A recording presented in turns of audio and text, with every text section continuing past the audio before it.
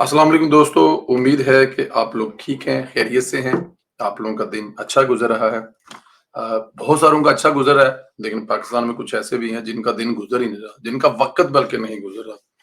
वैसे तो मैं यूथियों की बात कर रहा हूँ, लेकिन यूथियों के लीडर तो जो है ना, वो तो अब मेरे ख़्याल में आजकल में खुदकुशी बहरहाल चलो इस पे बात करते हैं, लेकिन इससे पहले कि हम वीलॉग की तरफ चलें, आप लोगों से जो रिक्वेस्ट करते हैं, जिस पे आप लोग जितना प्यार और मोहब्बत करते हैं, वो नाकाबिले यकीन इसलिए है कि जब भी रिक्वेस्ट करता हूँ, जब से रिक्वेस्ट शुरू की है, एक बड़ी तादाद में सब्सक्राइबर जो हैं वो यूट्यूब चैनल के बढ़े हैं।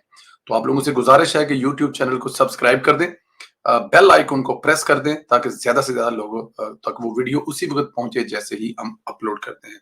लाइक्स करें, कमेंट्स करें, कमेंट्स आपके हमेशा बड़े पॉजिटिव होते हैं, उससे मैं बहुत ज़्यादा सीखता हूँ। और ज़ाहिर है जब उससे हम सीखने का प्रोसेस हो तो ये हमारे लिए तो कम से कम बहुत अच्छा है। कोशिश करके आपको रिप्लाई भी करता हूँ। फेसबुक के पेज को भी ज़रूर लाइक कर दें। अब चलते हैं ज़रा वीलॉग की तरफ। इमरान खान इस वक़्त इंतहाई दबाव में है। ज़हनी दबाव इस हद तक पहुँच चुका है कि मौसूफ इज्तिमाई खुदकुशियों का ऐलान कर रहे हैं। अंदाज़ा करें ज़रा कि अगर आपने हमें इक़्तिदार ना दिया तो मैं 5, 7, 10,000, 2 लाख बंदा लेकर पहुंच जाऊंगा और इस्लामाबाद में आके हम सब जहर पी लेंगे। यानी कि 2 लाख बंदा इस्लामाबाद में आएगा और वो जहर पी लेगा और 2 लाख बंदा इमरान खान के साथ आके मर जाएगा। इमरान खान साहब, आपके साथ आपके घर के मुलाजमीन भी नहीं जाएंगे। जो लोगों को आप इस तरफ लेके जा रहे हैं, आपके घर के मुलाजमीन भी कहेंगे भजन तनहा काम करने लैनिया निके निके बहाल ने, पहले तो खुदकुशी कर, उस तो बाद सोचा जाएगा। ये जो इमरान खान साहब का रवैया है, कल इमरान खान ने मतलब आई डोंट नो, ये मैं नाउज़ बिल्ला, क्योंकि मजहब पर मैं बात ना कर सकता हूँ, ना मेरी इतनी औकात है, ना मेरे पास कोई नॉलेज है, ना मुझे किसी चीज का पता है। इस्लाम पे कम से कम या मजहब पर या किसी भी मजहब पर मैं हाथ जोड़कर जो है ना वो उस पर कभी कोई ना बहस की है ना कर सकता हूँ। दोस्तों में, यारों में जो इस्लाम पे बहस करता, मैं कहता हूँ कि आप ठीक हैं, गलत हैं, ठीक है, मैं नहीं कम से कम दुआ। लेकिन इमरान खान साहब ने कुरान मजीद के हवाले से जो कल हवाला दिया, जुल्म बर्दाश्त करने के बजाय मर जाओ, लिखा कि कुरान पाक में लिखा है, कुरान पाक कहता है कि जुल्म ना बर्दाश्त करो, मर जाओ। अब किस आयत का तर्जमा कैसे मतलब कर जाए, या मतलब कुरान पाक में तो बहुत सारी आयत है ना कि जुल्म को बर्दाश्त नहीं करना चाहिए, या जुल्म किसी सूरत में किसी हाल में बर्दाश्त नहीं करना चाहिए। अगर आप उसके खिलाफ मतलब लड़े तो लड़े, नहीं लड़ सकते तो उसके खिलाफ बोलें, बोल भी नहीं सकते तो बहुत सारी चीजें हैं जो बहुत सारे हवालों से हैं। लेकिन किसी जगह पे मेरे ख्याल में ये किसी किस्म पे यहाँ पे आयत नहीं है ना, इससे पहले हमने सुनी है कि अगर आप जुल्म बर्दाश्त नहीं कर सकते तो खुदकुशी कर लो, या जुल्म बर्दाश्त नहीं करते हो तो मर जाओ। अब इस पे मैं क्या बहस करूं या मैं क्या बात करूं? मैं सिवाय इस बात के कि यही कहूंगा कि ज़हनी दिमागी तौर पर इतना माऊफ हो चुका है, वो इतना झल्ला हो चुका है, इतना पागल हो चुका है कि शायद उसको कुछ समझ नहीं आ रही। बस इससे ज्यादा तो कुछ और नहीं कहा जा सकता, यही कहा जा सकता है। अगर इसको अल्फाज आसान कर लिए जाए तो इमरान खान अपनी बच्ची खुची पार्टी से भी इज्तिमाई खुदकशियों का कह रहा है। अब सवाल ये पैदा होता है कि क्या इमरान खान साहब इस तहरीक का ऐलान खुद करेंगे? क्योंकि जब जब जुल्म अगर बर्दाश्त नहीं करना, जुल्म बर्दाश्त करने के बजाय उन्होंने अगर खुदकुशी करनी है तो फिर वो क्या करेंगे? 2 लाख बंदा इस्लामाबाद लेके चले जाएंगे, कहेंगे ठीक है जी, क्योंकि हमसे जुल्म बर्दाश्त नहीं हो रहा और इसलिए हम लोग जो है वो खुदकुशी करने लगे हैं। लीडर तो वही होता है ना जो तहरीक को फ्रंट से खुद लीड करता है। इमरान खान अगर अपने लोगों को मरने का कह रहा है तो उसका मतलब यही है कि तहरीक चलाने का कह रहा है, और तहरीक का आगाज हमेशा खुद करते हैं। नवाज शरीफ साहब जब निकले थे ना इस्लामाबाद के लिए आसफ अली जरदारी साहब की हुकूमत में, इफ्तिखार चौधरी को बहाल करवाने के लिए, चीफ जस्टिस को बहाल करवाने के लिए, तो वो खुद बाहर निकले थे। उससे पहले कितने लोग निकल रहे थे जो इस्लामाबाद की तरफ, या कितने बुकला निकल रहे थे, लेकिन जैसे ही नवाज शरीफ तमाम रुकावटें तोड़कर निकला, तहरीक का आगाज हुआ और वो फिर सब आपके सामने। लेकिन क्या इमरान खान खुद पहले खुदकुशी करेंगे? इसका एक और पहलू है, दहशतगर्द भी इसी तरह लोगों की दिमाग साजी करते हैं, ब्रेन वॉश करते हैं। खुदकुश बम्बार को यही दिखाया जाता है, इसके लिए दुनिया में अब कुछ नहीं रह गया, वो जो कुछ है मरने के बाद है, जन्नत मिलेगी। इमरान खान ने अब खुद को, अपने लोगों को भी यही कह रहा है, बाकी कुछ नहीं रह गया, मरना ही बेहतर है। इमरान खान को तालिबान खान और फितना खान ऐसे ही नहीं कहा जाता था, इन्हीं हरकतों की वजह से ही कहा जाता था।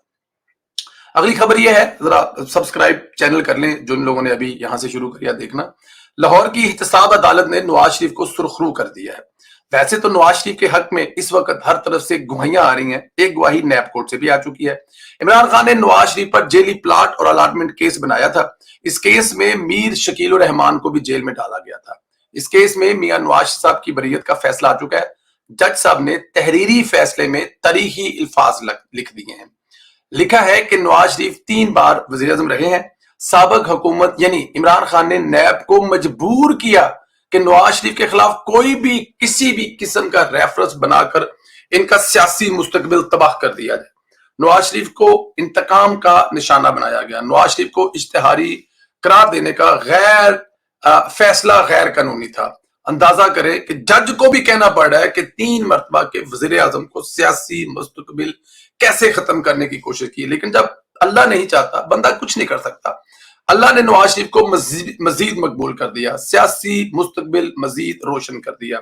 हम अक्सर कहते थे जब ये तहरीक पीडीएम की तहरीक चल रही थी कि नवाज शरीफ जितना इस वक्त मकबूल है, खास तौर पर जब उन्होंने इस जुल्म के खिलाफ गुजरांवाला के जलसे से तकरीर करके तहरीक का आगाज किया। असल तहरीक गुजरांवाले के जलसे से हुई थी, क्योंकि जब आप नाम ना लें कभी खलाई मखलूक और कभी कुछ तो समझ नहीं आती। लेकिन जब उन्होंने जनरल बाजवा और जब उन्होंने जनरल फैज का नाम लेकर उस तहरीक का आगाज किया था, उस वक्त नवाज शरीफ अपनी जो मकबूलियत की बुलंदी पर था। शायद इससे पहले इससे भी ज्यादा मकबूल हो, लेकिन मैं अपना जो एक आपको नुक्ता दे रहा हूं कि उस वक्त नवाज शरीफ शोहरत की बुलंदियों पर था।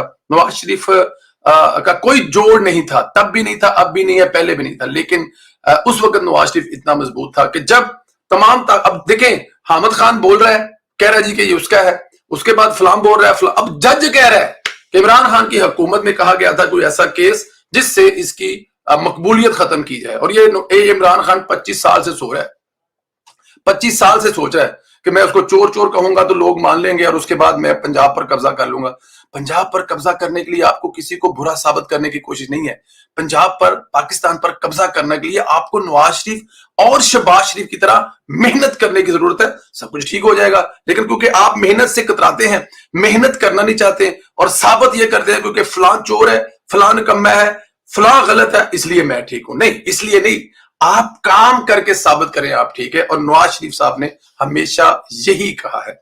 अच्छा, इधर आसिफ सईद खोसा जैसे किरदार जो नवाज शरीफ के खिलाफ पनामा साजिश के बुनियादी किरदार हैं, बल्कि मास्टर माइंड है, वो भी सरेआम जलील हो रहे हैं। इनकी दलाइली भी पकड़ी गई है। सरे बाजार अवाम इनको गलीज और घटिया चेहरा देख रही है। ये लोग वक्त के फिरआउन बने हुए थे, लेकिन वक्त ने इनसे इनकी ताकत का तमाम गरूर छीन कर जलीलो ख्वार कर दिया है। दावे से कहता हूं कि जिन्होंने नवाज शरीफ के बाज में से पाकिस्तान की जिन्होंने नवाज शरीफ के बुग़्ज़ में से पाकिस्तान की तरक्की को नकब लगाई, कब्र में इनका हाल यहां से भी बुरा होगा। अवाम वहां भी इनको माफ नहीं करेंगे, सारी जिंदगी इनका पीछा किया जाएगा। मजीद तफसीलात सामने आ रही हैं। आसिफ खोसा को नवाज शरीफ के साथ जाती रंजिश थी। जस्टिस अजमत सईद शेख एस्टेब्लिशमेंट के साथ मिले हुए थे। पनामा लीक्स केस के 2 यही मरकजी किरदार थे।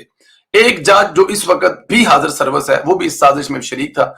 इन सब ने मिलकर नवाज शरीफ को नाअहल करार दिया। पनामा लीक्स वाला केस जस्टिस आसिफ सईद खोसा ने खुद तैयार करके पीटीआई को दिया था और कहा था कि वो इसे चलाएंगे।